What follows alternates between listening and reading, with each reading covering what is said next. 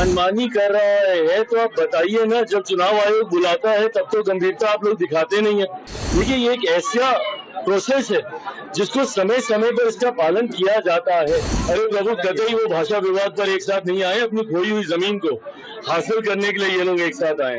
जिस तरीके से पिछले कुछ वर्षों में उद्धव जी हो या राज ठाकरे जी हो, एक के बाद इन्होंने अपनी जमीन को खोने का काम किया, अपनी विरासत को इन लोगों ने खोने का काम किया, जो बाला साहेब, आदरणीय बाला साहेब जी इनको सौंप के गए थे।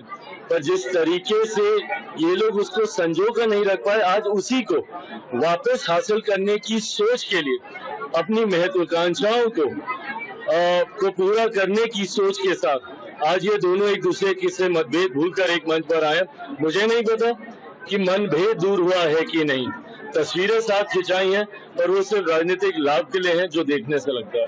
9 तारीख को बिहार बंद का ऐलान किया गया है विपक्ष द्वारा, तो लगातार कहा जा रहा है कि चुनाव आयोग जो है मनमानी कर रहा है, वोटर लिस्ट में से लोगों की नाम काटने की भाई अगर मनमानी कर रहा है तो आप बताइए ना, जब चुनाव आयोग बुलाता है तब तो गंभीरता आप लोग दिखाते नहीं है, प्रूफ दिखाइए।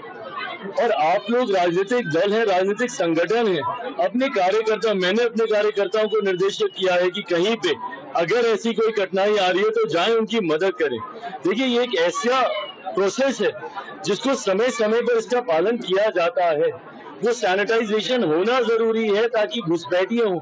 कई बार देखा गया कि कितने लोग हैं जिनको मृत हुए दशकों बीत गए पर उनके नाम पर वोटर कार्ड बने रह जाते हैं। ऐसे में जो सही में जिनका हक बनता है वो इससे वंचित रह जाते हैं। व्यवस्था को पूरी पारदर्शिता के साथ, और इसको तो समय समय पर और सरल किया जा रहा है। इसको जितना बाइफरकेट किया गया है 2003 से पहले, 2003 के बाद जो फर्स्ट टाइम वोटर्स हैं, इसको पूरी तरीके से, और बाकी हम लोग के साथी कार्यकर्ता हैं, अगर कहीं पर दिक्कत आए कि हम लोग भी मदद करेंगे, मैं तो विपक्ष से भी आग्रह कर रहा हूँ कि अगर ये संज्ञान में आपके आ रहा है तो इसका राजनीतिकरण करके एक फॉल्स नैरेटिव खड़ा करने की बजाय उन लोगों की मदद कर दें जिनकी समस्या आपके संज्ञान में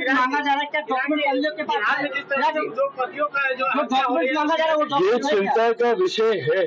जिस तरीके से बिहार में अपराध बढ़ा है, लॉ एंड ऑर्डर जिस तरीके से ध्वस्त हुआ है, और मैं सिर्फ एक व्यापारी की हत्या को लेकर ही नहीं बोल रहा हूँ, ये तो चिंता का विषय ही है क्योंकि एक ऐसी जगह पर ये घटना घटी है खुलेआम, जो पटना का एक पॉश इलाका है, 100 मीटर की दूरी पर वहाँ पे थाना है, अधिकारियों के घर है वहाँ पर। अगर यहाँ पे ऐसी घटना घट रही है तो सोचिए गांव देहात में क्या हो रहा होगा। अगर बिहार में एक भी हत्या होती है तो सरकार और प्रशासन के लिए ये चिंता का विषय होना चाहिए।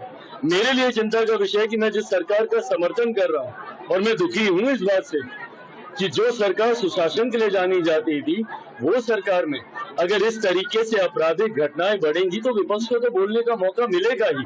कहीं ना कहीं कहाँ चूक हुई है, ये हम लोगों को सुधारना होगा, और कड़ी से कड़ी कार्रवाई करके उसके ऊपर हम लोग को एक प्रेसिडेंट सेट करना होगा ताकि भविष्य में ऐसी घटना ना घटे।